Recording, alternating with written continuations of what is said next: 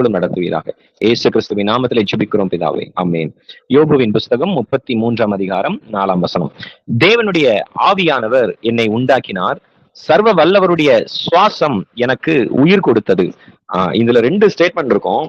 தேவனுடைய ஆவியானவர் என்னை உண்டாக்கினார், சர்வ வல்லவருடைய சுவாசம் எனக்கு உயிர் கொடுத்தது. அதாவது ஆண்டவர் ஆதாமை சிருஷ்டிக்கும் பொழுது மண்ணினால சிருஷ்டிச்சு அவருடைய சுவாசத்தை பிதா ஊதினார். காரணம் என்னன்னா, தேவன் ஆவியா இருக்கிறார். அந்த ஆவியா இருக்கிறவர் அவருடைய சுவாசத்தை ஆதாம்குள்ள ஊதும் பொழுது ஆதாம் ஜீவ ஆத்மாவானார். அப்படின்னா இன்னைக்கு ஒரு சீக்கிரட்டை நம்ம கத்துக்க போறோம்.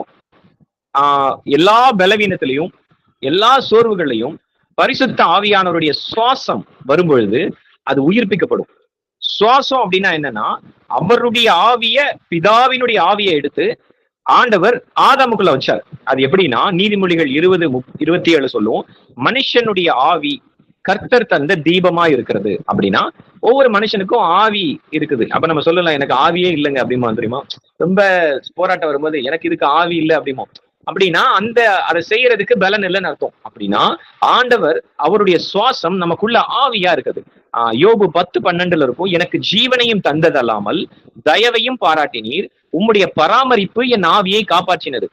அப்படின்னா இந்த ஆவிய கர்த்தர் காப்பாற்றணும். அப்படின்னா நம்ம சில நேரத்துல நம்ம சோர்ந்து போயிடுவோம். ஒரு சில நேரத்துல நம்ம மனுஷனுடைய ஆவி முறிந்து போகும். அப்ப முறிந்த ஆவியை யாரால தாங்கக்கூடும் அப்படின்னா, நல்லா ஒண்ணு கவனிங்க, உங்களுக்குள்ள சோர்வு வரும் பொழுது என்ன ஆகுதுன்னா, ஆவி குறையுதுன்னு அர்த்தம், ஆவி முறியுதுன்னு அர்த்தம், ஆவியில ஒரு ஸ்ட்ரென்த்தை நீங்க இழக்கிறீங்கன்னு அர்த்தம். இதுதான் அதுதான் ஒரு ஆவியானவருடைய பலன். இப்ப எலியாவுக்கு ஒரு ஆவி இருந்தது, எலியாவின் மேல ஒரு அபிஷேகம் இருந்தது, எலியாவின் மேல கர்த்தருடைய ஆவியானவர் இருக்கும் பொழுது ஒரு பலன் இருந்துச்சு.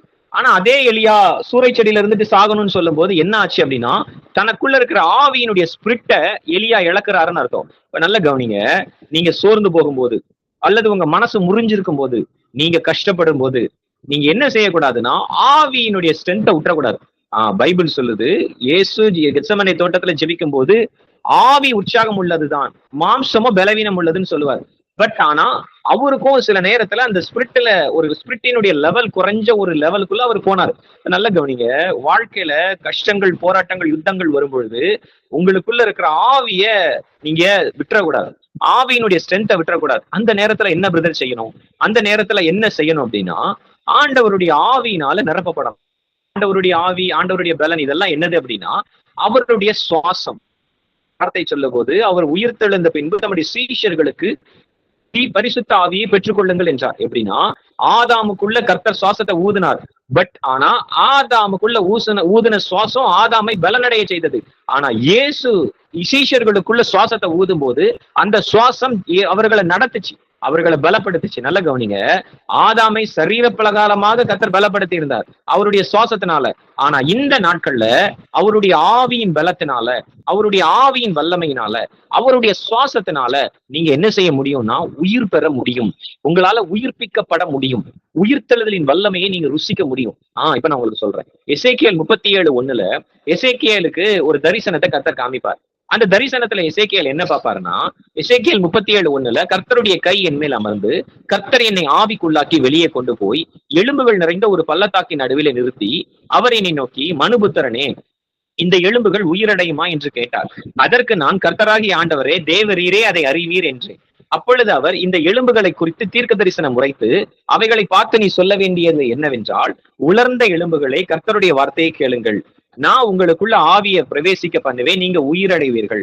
நல்ல கவனிங்க, இந்த ஆவி பிரவேசிக்கும் போது இப்ப எசேக்கியேல் ஒரு தரிசனத்தை பார்க்கும்போது ஒரு பள்ளத்தாக்குல உலர்ந்த எலும்புகளா கிடக்குது. இந்த எலும்புகளை கிடக்கிறத பார்க்கும்போது கர்த்தர் எசேக்கியேல்கிட்ட கேட்கிறாரு, இந்த எலும்பெல்லாம் உயிரடையும் நீ நினைக்கிறியா அப்படின்னு. இப்ப எசேக்கியேலுக்கு ஒரு டவுட், அப்ப இது எப்படி நடக்கும் அப்படின்னு சொல்லும் போது அவர் சொல்லுவாரு, என் ஆவி இந்த எலும்புகளுக்குள்ள வரும்போது இந்த எலும்புகள், உலர்ந்த எலும்புகள் உயிரடையும். அப்ப என்னன்னா, இதை விட அதிகமா அந்த இடத்துல ஒரு காரியம் இருக்கும். எசேக்கியேல் 37:6 நான் உங்கள் மேல் நரம்புகளை சேர்த்து, நல்ல கவனிங்க, நான் உங்கள் மேல் நரம்புகளை சேர்த்து உங்கள் மேல் மாம்சத்தை உண்டாக்கி உங்களை தோலினால் மூடி உங்களில் ஆவியை கட்டளையிடுவேன். இப்ப நான் உங்களுக்கு சொல்றேன், இப்ப எலும்புகள் மட்டும்தான் அந்த பள்ளத்தாக்குல கிடக்குது. பட் ஆனா ஆண்டவர் சொல்றாரு தரிசனத்துல எசேக்கியேலை பார்த்து, எசேக்கியேல் நீங்க பாக்குறது எலும்பு பாக்குற, இப்ப நான் என்ன செய்ய போறேன்னா, இந்த எலும்பெல்லாம் நான் சேர்த்து அந்த எலும்பு நரம்பு இல்லாம இருக்கக்கூடாது, நான் நரம்புகளையும் சேர்ப்பேன். நரம்ப சேர்த்துட்டு அது வெறுமையா இருக்கக்கூடாதுன்னு மாம்சத்தை நான் உண்டாக்குவேன். அந்த மாம்சத்தை நான் உண்டாக்கி அதை தோலினால மூடுவேன். இதெல்லாம் மூடும்போது ஒரு எம்டி பாடி, அதாவது அந்த இடத்துல எலும்பு எல்லாம் சேரும், நரம்பு உண்டாகும், அது மேல மாம்சம் இருக்கும், அது மேல தோல் இருக்கும், பட் எம்டி பாடியா தான் இருக்கும். அப்ப ஆண்டவர் சொல்வாரு, நான் உங்களில் ஆவியை கட்டளையிடுவேன், நீங்கள் உயிரடைந்து நான் கர்த்தர் என்று அறிந்து கொள்வீர்கள் என்று சுரைக்கிறார். நல்ல கவனிங்க, இந்த எம்டி பாடியில நான் ஒரு ஸ்பிரிட்டை வைப்பேன். இந்த ஸ்பிரிட் என்ன செய்யணும், இந்த ஸ்பிரிட் எப்படி வேலை செய்யும் தெரியுமா? எசேக்கியேல் 37:7 இருக்கும், எனக்கு கட்டளை எடுக்கலபடியே நான் தீர்க்க தரிசனம் உரைக்கும் போது ஒரு இறைச்சல் உண்டாயிற்று. நாம இப்ப செபிக்க போறோம், கடைசியில ஒரு இறைச்சல் உண்டாகும் போது உங்க நரம்புகள் பலப்படும். ஒரு இறைச்சல் உண்டாகும் பொழுது எலும்புகள் பலப்படும். இறைச்சல் உண்டாகும் பொழுது அங்க என்ன நடந்ததுன்னா, ஒவ்வொரு எலும்பும் தன் தன் எலும்போட சேர்ந்து கொண்டது. நல்ல கவனிங்க, எலும்பு அப்படின்னா எத்தனையோ பேருடைய எலும்புகள் அங்க இருக்கும். இப்ப ஒருத்தனுடைய எலும்பு முதல் பாகத்துல இருக்குன்னு வச்சுக்கோங்களேன், அவனுடைய கால் எலும்பு கடைசியில இருக்குது. இப்ப கர்த்தருடைய ஆவி ஊதும் போது அந்த முதல்ல இருக்கிற அவனுடைய தலையில உள்ள எலும்பும் அவன் கடைசியில இருக்கிற காலுடைய எலும்பும் ரெண்டு கனெக்ட் ஆகுது. எப்படி கனெக்ட் ஆகும்? தன் தன் எலும்போட கனெக்ட் ஆகும். அப்படின்னா ஆவியானவருடைய வல்லமை இறங்கும் போது கரெக்டா ப்ராசஸ் நடக்கும். ஆவியானவருடைய வல்லமை இறங்கும் போது எது எது எங்க சேரணுமோ, எது எது எப்படி நடக்கணுமோ, எது எது எப்படி உருவாகணுமோ அது தானா கிரியேட் ஆயிட்டே இருக்கும், தானா நடந்துகிட்டு இருக்கும், தானா வல்லமை வெளிப்படும். நல்ல கவனிங்க, இது இந்த தரிசனத்தை பார்த்துட்டு இது எப்படி சொல்றாருன்னா, எசேக்கியேல் 37:9 நீ என்ன செய்யணும்னா, இந்த ஆவி, இந்த எலும்பு, இந்த நரம்பு, அதன் மேல இருக்கிற தோல், அது மாம்சம் எல்லாம் எம்டியா இருக்கும்போது அப்பொழுது அவர் என்னை பார்த்து, நீ ஆவியை நோக்கி தீர்க்க தரிசன முறை. இதுதாங்க சீக்ரெட். நீங்க சோர்ந்து போகும்போது நான் உங்களுக்கு நல்லா எக்ஸ்பிளைன் பண்றேன். இப்ப எம்டி பாடியா இருக்குது. இந்த எம்டி பாடியில கர்த்தர் ஒரு சீக்ரெட்டை சொல்லி தராரு எசேக்கியேலுக்கு. நீ ஆவியை நோக்கி தீர்க்க தரிசன முறை. ஆவியை பார்த்து எப்படிங்க தீர்க்க தரிசனம் சொல்ல முடியும் அப்படின்னா, ஸ்பிரிச்சுவலா நீங்க ஆவியை பார்த்து தீர்க்க தரிசனம் சொல்லலாம். இந்த உலகம் ஆவிக்குரிய உலகம். இந்த உலகத்துல நல்ல ஆவிகளும் இருக்குது, கெட்ட ஆவிகளும் இருக்குது. அப்ப இந்த உலகத்துல இருக்கிற ஆவிகள்ல பரிசுத்த ஆவியானவர் இந்த உலகத்துல இப்ப இருக்கிறார்.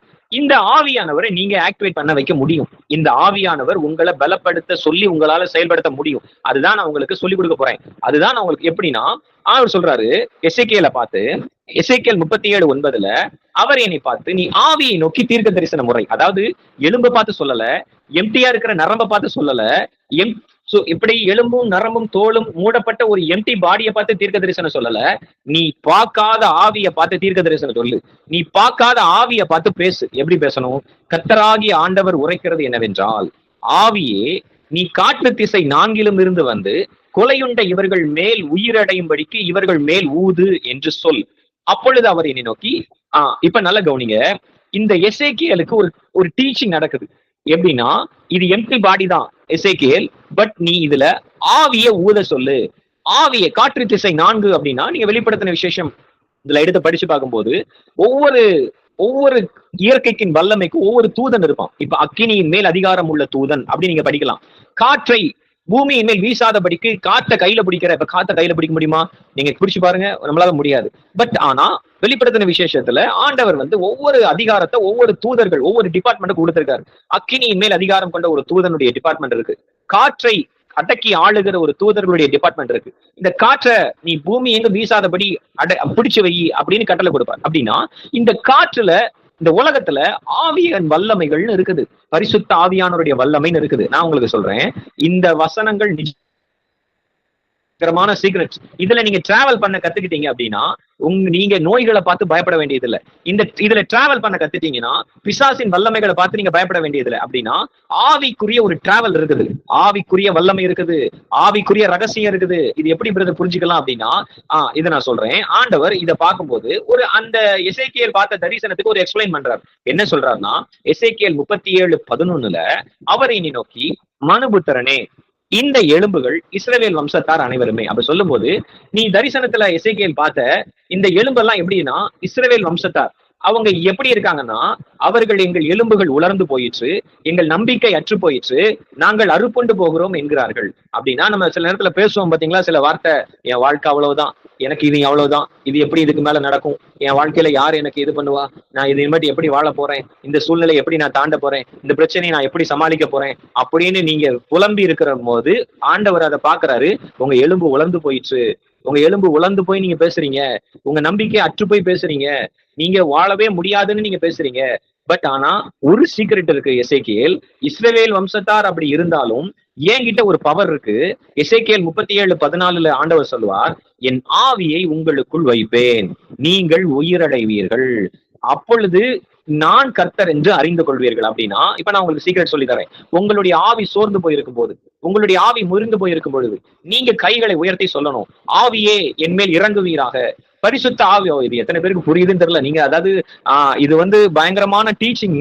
இதுல நீங்க கத்துக்கிறது பெரிய சீக்ரெட். அதாவது உங்க புலம்பலின் வார்த்தைகளை விட உங்களுடைய ஆவி டவுன் ஆகுதுன்னு நீங்க ஃபீல் பண்ணும்போது, உங்க ஆவி முறிந்து போகுதுன்னு ஃபீல் பண்ணும்போது, சடன்னா கதவை பூட்டிட்டு உங்களுடைய அறைகளை முழங்கால் படிட்டு நீங்க ஒரு வார்த்தை சொல்ல போறீங்க, ஆவியே என்மேல் இறங்குவீராக, ஆவியே என்மேல் இறங்குவீராக, ஆவியே என்மேல் இறங்குவீராக. அப்படின்னா நீங்க காற்று திசை 4லும் உங்க சத்தம் கேட்கும். இது ஒரு ஸ்பிரிச்சுவல் டெப்தான டீச்சிங்க. நீங்க பேசுற வார்த்தை பரலோகம் அங்கீகரிக்கும். இந்த உலகத்துல இருள் இருக்கிற இந்த உலகத்துல ஒரு ஆவியானவர் கிரியை செஞ்சுட்டே இருக்காரு. நீங்க உங்க வார்த்தைகளை நீங்க சொல்லும் போது, ஆவியே என் எலும்புகள்ல இறங்குவீராக, ஆவியே என் நரம்ப உயிர்ப்பீங்க, ஆவியே என்னை பலப்படுத்துங்க, ஆவியே என் ஜீவனா இறங்குங்க, ஆவியே என் ரத்தத்தை இறங்குங்க, ஆவியே என் மேல இறங்குங்க, ஆவியே எனக்குள் ஊதுங்க, ஆவியே எனக்குள் வாங்க. இப்படி நீங்க கூப்பிட கூப்பிட கூப்பிட கூப்பிட இந்த சத்தம் உலகத்துல நீங்க பேசுற சத்தம் ஆவியானவரால் அங்கீகரிக்கப்பட்டு உங்க சரீரத்தை அது உயிர்ப்பிக்கும். எந்த மரணத்துக்கு ஏதுவான வல்லமைகளும் உங்க முன்னாடி நிக்க கூடாதபடிக்கான சீக்கிரட்டை சொல்லித்தரேன்.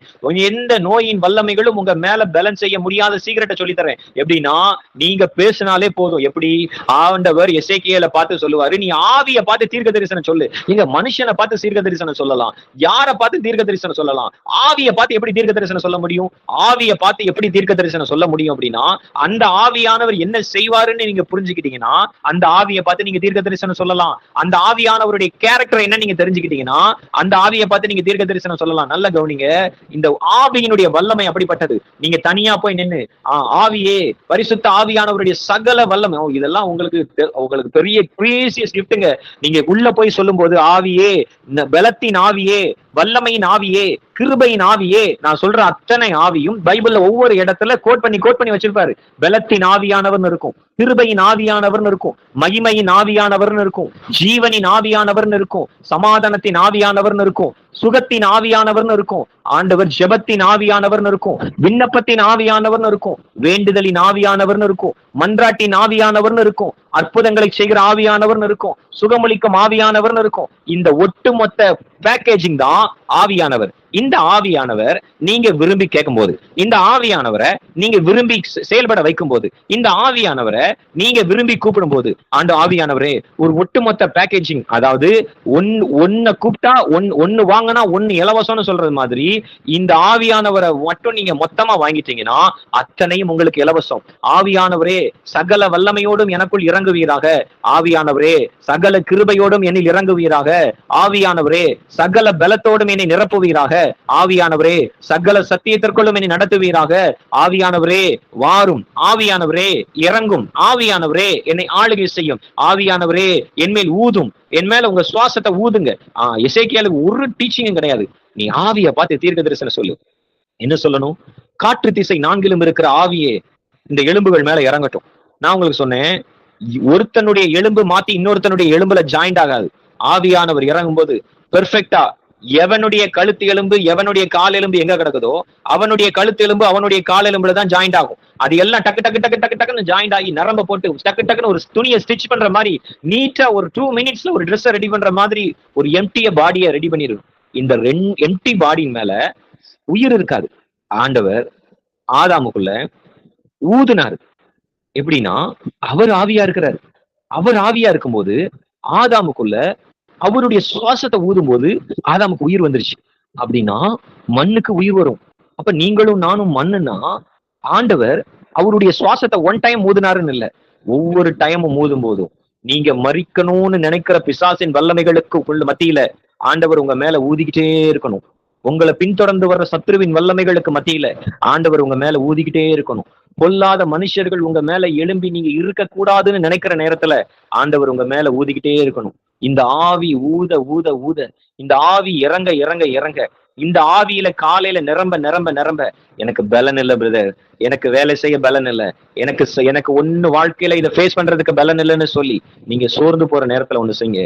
காற்று திசை நான்கிலும் இருக்கிற பரிசுத்த ஆவியானவோ இந்த பூமியில நான் இந்த பிரசங்கம் பண்ணிட்டு இருக்க நேரத்துலதான் ஆவியானவர் அற்புதங்களை செஞ்சுட்டு இருக்காரு. அப்படின்னா ஆவியானவர் இந்த பூமியில தான் இருக்கிறாருன்னு அர்த்தம். நான் பிரசங்கம் பண்ணி கொண்டிருக்கிற இந்த நேரத்துலதான் ஆவியானவர் அநேகர் அபிஷேகத்தில் நிறங்கிட்டு இருக்கிறார். அப்படின்னா ஆவியானவர் இந்த நேரத்துல கிரியை செய்து கொண்டிருக்கிறாருன்னு அர்த்தம். அப்படின்னா அந்த ஆவியானவரை உங்க சரீரத்துக்குள்ள கிரியை செய்ய வைக்கிறதுக்கு நீங்க அழ வேண்டியது இல்ல.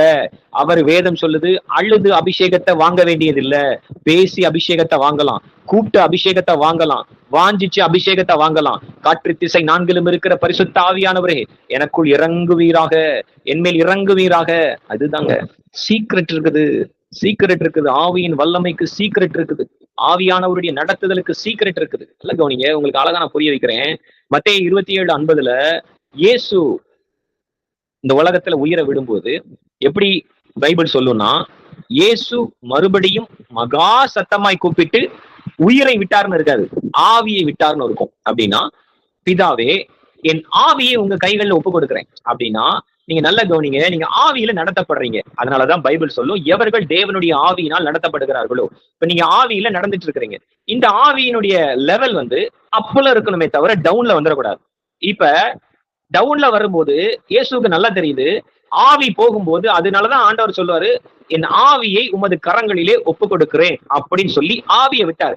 ஆவி எங்க போகும்னா நேரா கர்த்தர்கிட்ட போயிடும். அதுதான் ஆவி. அவர் தான் ஆவியை கொடுத்தார். அப்ப நல்ல கவனிங்க, இது அட் த சேம் டைம் எருசலேம்ல ஒரு காரியம் நடக்குது. மத்தேயு 27:52 இவர் ஆவியை விட்ட பிறகு, ஆவியை விட்ட நிறைய பேர் உயிரடைகிறாங்க. இது அதே சேம் டைம்ல ஒரு பக்கம் இயேசு சிலுவையில ஆவியை விடுறாரு. என் ஆவியை உமது கரத்துல ஒப்பு கொடுக்குறேன்னு ஆவியை விடுறாரு. அவர் ஆவியை விடுற அட் த சேம் டைம் எருசலேம்ல என்ன நடக்குதுன்னா, கல்லறைகளும் திறந்தது, நித்திரை அடைந்த அநேக பரிசுத்தவான்களுடைய சரீரமும் எழுந்திருந்தது. அப்படின்னா இயேசு ஆவியை விடுற அதே நேரத்துல அந்த ஆவி பிதாவினுடைய வல்லமை, அந்த ஆவி பிதாவினுடைய கண்ட்ரோலுக்குள்ள வரும்போது, ஒரு உயிர்த்தெழுதலின் ஆவியா பிதா அதை ரிசீவ் பண்ணும்போது ஒரு உயிர்த்தெழுதலின் வல்லமை பூமியில நடக்க ஆரம்பிச்சிருச்சு. அது வரைக்கும் மரித்தோரை பரிசுத்தவான்கள் எழுப்பினாங்க. பட் ஆனா ஆண்டவருடைய ஆவி பிதா கிட்ட வரும்பொழுது ஆட்டோமேட்டிக்கா உயிர்த்தெழுதல் நடக்க ஆரம்பிச்சிருச்சு. அப்படின்னா நல்ல கவனிங்க, உங்க சரீரத்தின் அவயங்கள் எந்த செத்து போய் இருக்க நிலைமையில இருந்தாலும் அந்த அவயங்கள் உயிர்ப்பிக்கப்படும். உயிர்த்தெழுதலின் வல்லமை இறங்கும், உயிர்த்தெழுதலின் ஜீவன் இறங்கும். இப்ப நான் ஜெபிக்க போறேன்.